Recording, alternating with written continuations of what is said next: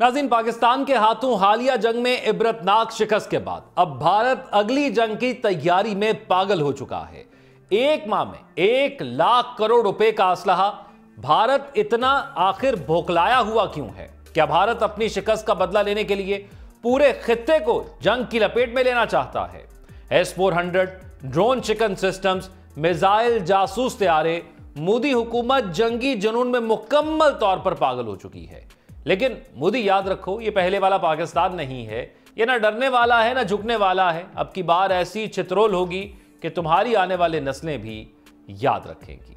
जबकि नाज़रीन, Pahalgam false flag operation पर क्वाड ममालिक का गैर जानिबदार मौक़िफ़ पाकिस्तान की सिफारती हिकमत अमली कामयाब ठहराई गई। मोदी सरकार की खारजा पॉलिसी नारेबाजी तक महदूद, भारत आलमी सतह पर तन्हाई का शिकार हो गया है। पाकिस्तान की बढ़ती हुई आलमी मकबूलियत, बीजेपी और कांग्रेस के दरमियान सियासी जंग छिड़ गई है। पाक भारत जंग, अमरीकी मीडिया ने सीज फायर की तफसीलात बता दी हैं। 9 मई की रात अमरीकी नायब सदर ने पाकिस्तानी हमले के बारे में मोदी से क्या कहा? सीज फायर अमरीका के नहीं, पाकिस्तान के डर से किया। भारतीय वजीर खारजा JS शंकर ने बड़ा एतराफ कर लिया है। सलामती कौंसिल में पाकिस्तान की सरबराही, भारत को बदतरीन सिफारती शिकस्त का सामना करना पड़ गया। आप देख रहे हैं 92 डिजिटल और मैं हूं ज़ौक अहमद।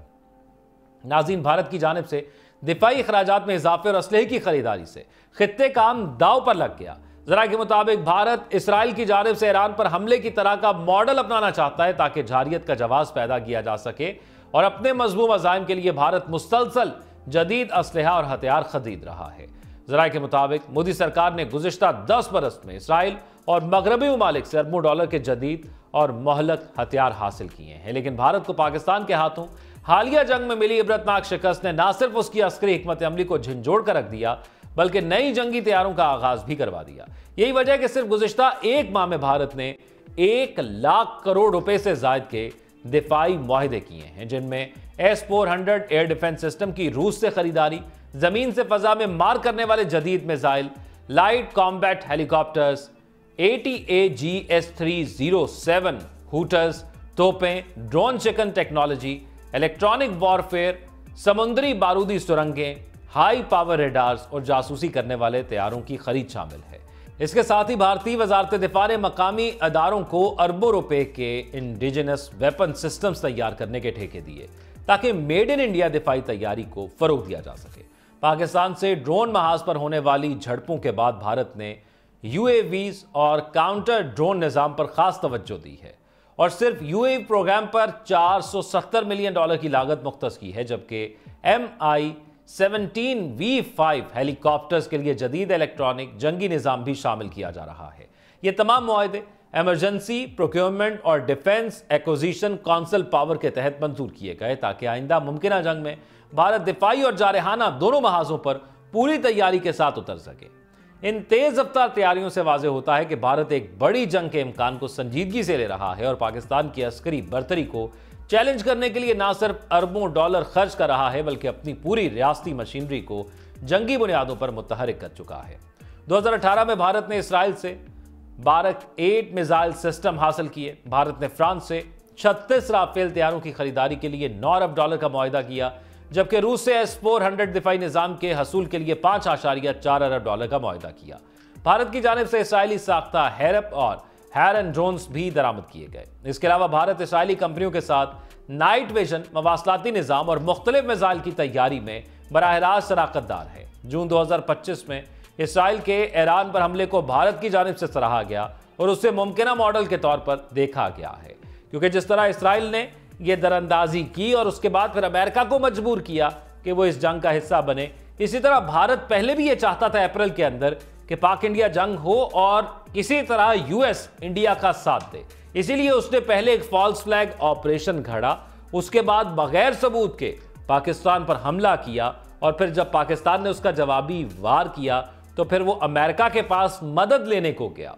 और जब मदद लेने को गया तो अमेरिका और इंडिया के जो ताल्लुकात थे वो उस वक्त कुछ और नौइयत के थे, क्योंकि नरेंद्र मोदी कुछ ही दिनों पहले अमेरिका का दौरा करके वापस आए थे।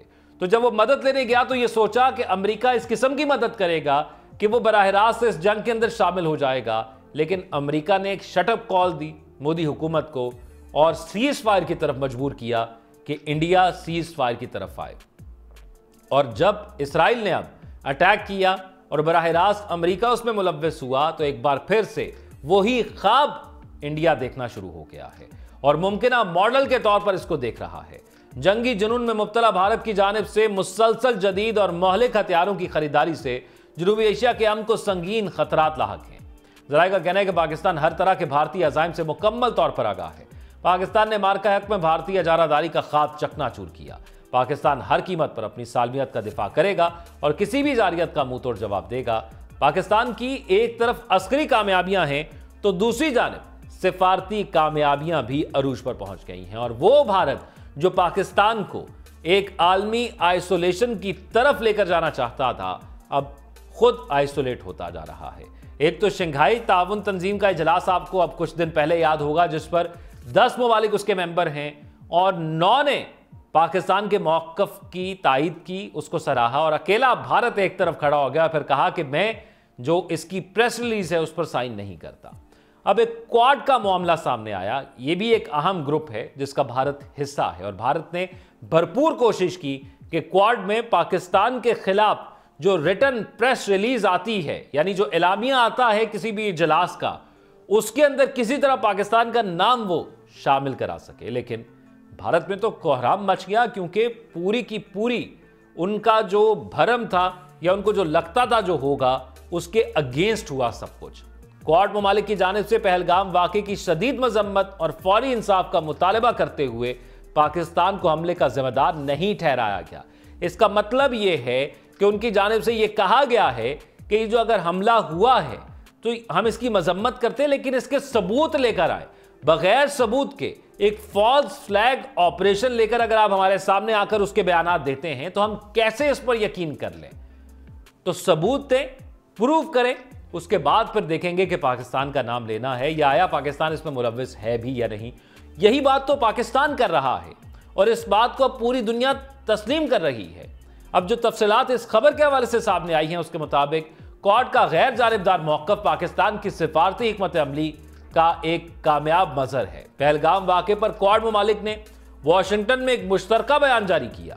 CNBC ने बताया कि क्वाड ममालिक भारत, अमेरिका, जापान और ऑस्ट्रेलिया की जानिब से पहलगाम वाक़े की शदीद मजम्मत और फौरी इंसाफ का मुतालबा किया। क्वाड मुश्तरका बयानिए में ना पाकिस्तान का नाम लिया गया और न ही पाकिस्तान को हमले का जिम्मेदार ठहराया गया है, जबकि भारत के पाकिस्तान पर आयद करदा इल्जामात को आलमी बरादरी ने एक बार फिर मुकम्मल तौर पर मुस्तरद कर दिया है। और क्वाड का मुश्तरका बयान भारतीय बयानिए की आलमी सतह पर अदम कबूलियत का मुंह बोलता सबूत है। इसके बरक्स भारत की खारजा पॉलिसी एक बार फिर नाकामी का शिकार है। मोदी सरकार पाकिस्तान को आलमी सतह पर बदनाम करने के बजाय खुद आलमी सतह पर बेएतबार साबित हुआ है और इसकी बुनियाद बना पहलगाम। इससे पहले जो सिख रहनुमाओं को भारत कत्ल कर रहा था, उसने कनाडा में कत्ल किया, अमेरिका में अटैक करवाया, इसी तरह यूके में भी अटैक कराया और पाकिस्तान ने भी अटैक कराया। अब इन तमाम चीजों को पूरी दुनिया एक ही ऐनक से देख रही है और दुनिया भी आखिरकार तंग आ रही है। बेसिकली दुनिया का रुझान, दुनिया से मुराद तमाम बड़े ममालिक या तरक्की याफ्ता ममालिक का रुझान भारत की तरफ इसलिए है कि भारत एक ज्यादा आबादी वाला मुल्क है, इसलिए जब वो इन्वेस्टमेंट करते हैं तो उसका उनको प्रॉफिट और आउटकम ज्यादा होता है, तो इसलिए भारत की तरफ उनका रुझान ज्यादा था। लेकिन एक हद तक उन्होंने इस रुझान को बर्दाश्त किया और उसकी सिफारती हिमायत उनकी जानिब से जारी रखी गई। अब जब इस तबादला सूरत हाल के हवाले से बेबुनियाद इल्जामात को हद को छूने लगे हैं, तो उन लोगों ने भी अपना दामन साफ करने के लिए भारत से हाथ छुड़ाना शुरू कर दिया है। अब पाकिस्तान को अक़वाम मुत्तहिदा की सलामती कौंसिल का सदर मुकर्रर किया गया है। कुछ रोज कबल ही पाकिस्तान को अक़वाम मुत्तहिदा की काउंटर टेररिज्म कमेटी का नायब चेयरमैन बनाया गया था। पाकिस्तान की बढ़ती हुई आलमी मकबूलियत और पजीराई ने बीजेपी और कांग्रेस के दरमियान सियासी जंग छेड़ दी है और वहां पर जो ऑपोजिशन सियासी जमात है वो सवाल उठा रही है कि आखिर क्यों, जब पाकिस्तान की जानिब से यह मौक़िफ़ अपनाया गया और भरपूर जवाब भारत को दिया गया, तो वहां पर टर्की भी उसके साथ था और चाइना भी पाकिस्तान के साथ खड़ा था, जबकि भारत के साथ कोई भी नहीं था। और ये बवांगे दोहल वो ममालिक थे जिन्होंने ऐलान किया कि वो पाकिस्तान के साथ खड़े। ये नहीं कि सिफारती सतह पर एक बयान दे दिया, बल्कि प्रैक्टिकली एक बहरी बेड़ा जो कि पाकिस्तान की समुद्री हदूद में उस वक्त मौजूद था टर्की का, उसको इजाज़त दे दी गई कि वो पाकिस्तान के साथ अगर समुद्री जंग होती है तो हिस्सा ले सकता है। दूसरा, चाइना का किरदार तो फिर सबको मालूम है। जिस तरह चाइना ने एक पड़ोसी मुल्क होने का और दोस्त मुल्क होने का सबूत इस जंग के अंदर दिया, शायद दोस्ती की या दो ममालिक के दरमियान ताल्लुकात की इससे बेहतर मिसाल आपको मिल सकती है। जबकि अमेरिकी मीडिया पाक भारत जंग में सीज फायर की तफसीलात भी मंजर आम पर ले आया है। इस पर सोने पर सुहागे का काम भारतीय वजीर खारजा JS शंकर के एतराफ ने कर दिया है। नाज़रीन, भारतीय जारहियत पर पाकिस्तान ने मुंह तोड़ जवाब दिया। अमेरिकी मीडिया ने भी सीज फायर की तफसीलात बता दी।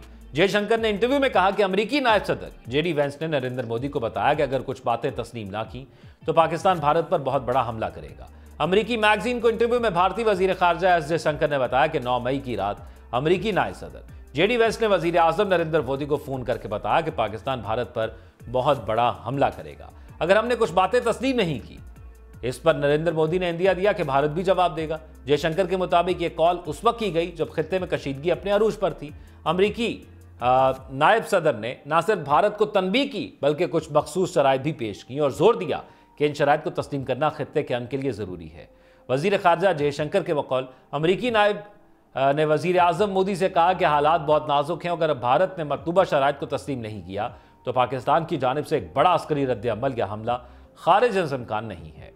अमेरिकी मैगजीन के मुताबिक पहलगाम वाक़े के बाद भारत की मुसलसल जारियत पर पाकिस्तान ने ऑपरेशन मार्का हक के जरिए मुंह तोड़ जवाब दिया। भारत में आदमपुर, उधमपुर, भटिंडा, सूरतगढ़, मामून, अखनौर, जम्मू समेत 10 से ज़ायद अहदाफ को निशाना बनाया। उड़ी फील्ड सप्लाई डिपो, सिरसा और हलवार एयरफील्ड भी तबाह कर दी थी। सीज फायर की तफसीलात बताते हुए अमेरिकी सहाफ़ी निक रॉबर्टसन ने बताया कि हसास इंटेलिजेंस की वजह से अमेरिका ने पाक भारत कशीदगी में अपनी मुदाखलत बढ़ाई। भारतीय हमले के बाद पाकिस्तान ने भारत पर ना रुकने वाले मिसाइलों की बारिश की और पाकिस्तानी मिसाइल हमलों के बाद भारत पीछे हटने और मुज़ाकरात की मेज़ पर आने पर मजबूर हुआ। 6 और 7 मई 2025 की दरमियानी शब भारत की जानिब से पाकिस्तानी इलाकों में मुतअद्दिद फ़ज़ाई हमले किए, ताहम पाक फ़ज़ाइया की बरवक्त जवाबी कार्रवाई के नतीजे में 7 भारतीय तैयारे तबाह हुए थे और पाक फ़ज़ाइया के हाथों तारीखी चित्रोल का एतराफ़ खुद भारतीय air defence chief Anil Chauhan और डिफेंस अताशी कर चुके हैं। नाज़रीन, ये वक्त आंखें खोलने का है कि भारत के इसराइली मॉडल का असल चेहरा बेनकाब हो चुका है। यह न सिर्फ पाकिस्तान बल्कि पूरे खित्ते के अमन के लिए खतरा है। पाकिस्तान ना कभी झुका है ना झुकेगा। दिफाए वतन पर कोई समझौता नहीं होगा। भारत ने अगर दोबारा जारियत की कोशिश की तो पाक फौज एक बार फिर तारीख रकम करेगी। अब बदलती हुई सूरत हाल के हवाले से आप अपनी राय के हवाले से कमेंट सेक्शन में आगाह कीजिएगा। अपना ख्याल रखिएगा। अल्लाह हाफिज़।